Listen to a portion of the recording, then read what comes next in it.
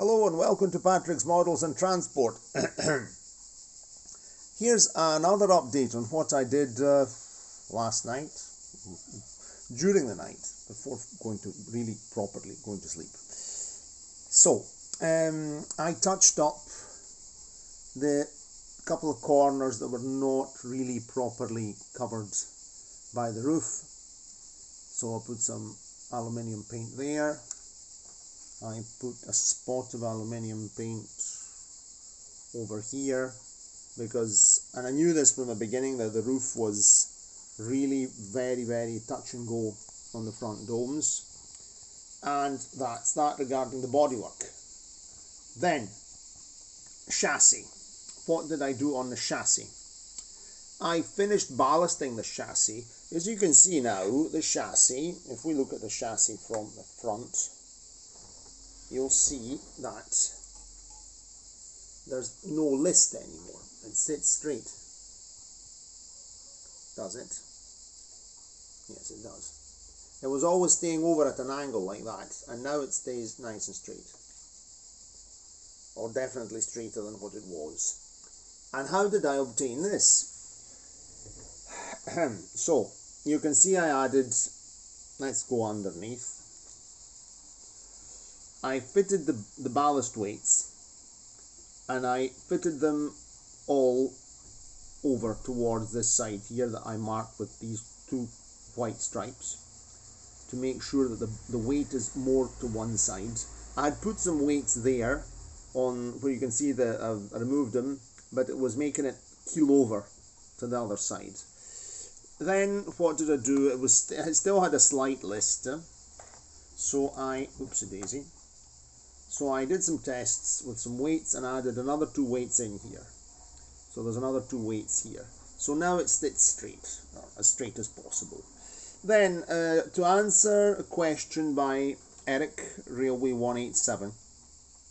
Eric, you were asking me if we could maybe fit seats and passengers in the actual passenger compartment. So it's a bit of a tight fit, because in this case here we don't have very much space. There isn't a window which is quite see-through, but there's this bit of metal here that I painted black to sort of hide it. And also going to have to think that this cab's longer, because this is a cab with a luggage compartment. In this case here we actually have a bit more space, but we've got electrical contacts here, because this is a pickup bogie, so it would be a bit tricky to fit things on here. You can see that the way the electrical contacts are made, I could have easily fitted internal lighting here if I'd wanted, but there was no point in fitting electrical, lighting. It simply complicated my life, because first of all, the interior is taken up by the motor.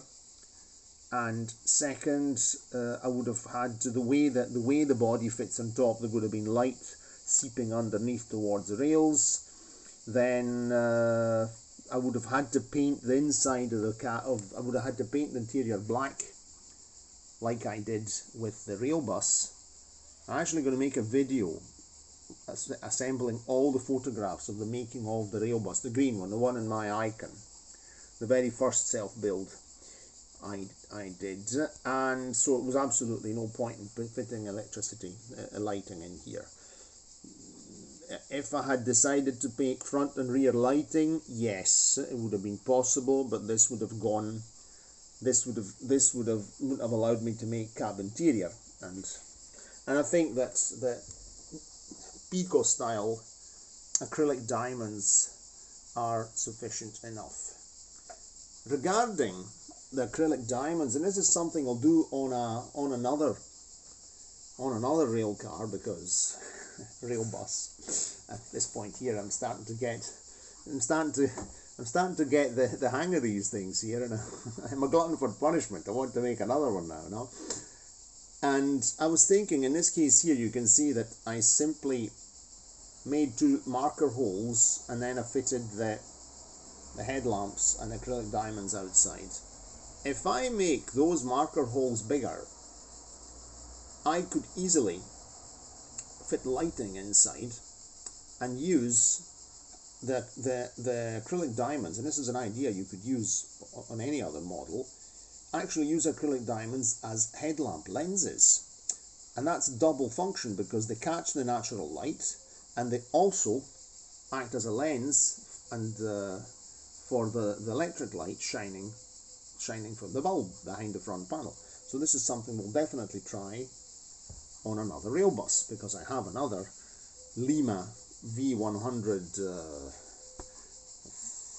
toy range locomotive that I was given some years ago by a friend, and I'd like to turn into a rail bus. So we'll be working on that now that I've also refined the technique. So anyway, that's why I can't fit passengers or seating in here, because there's electrical components and mechanical components in the road. So that's that update. And then the last thing I did last night, you can see that there's a slight, I don't know if you can see it in this light. It's going to rain today. It's kind of dark now. Okay, the weather's overcast and grey. You'll see that there's a kind of blue tinge here. So I gave the side members of the chassis another final coat of silver, but I mixed the silver with a spot of sky blue to have that kind of bluish glare effect to sort of imitate the reflection on windows. Now, and I had this idea. I was watching a video of Alexandria trams in Egypt, and it was going past, and you could see this very bright reflection on the windows when it drove past. Very interesting video. And you can see it did the same thing over here. I didn't paint it there because that's where the bathroom window is, and I'm not interested in having a bluish tinge in the bathroom window. The sort of greyish, whitish effect is good enough. Also, this way there will be a difference between the passenger windows and the bathroom window. Okay, so that's the update, and I want this paint. Last night I also lubricated the locomotive. Sorry, the chassis. Well, it is a locomotive chassis. I lubricated everything. I'll have to give the wheels another clean, and because it's been sitting around here on the desk, and they're brass and they tend to oxidize. And I think we're going to be fitting the bodywork, and we'll be ready for the test run. Okay, cheerio, and see you soon, later. Ciao, ciao.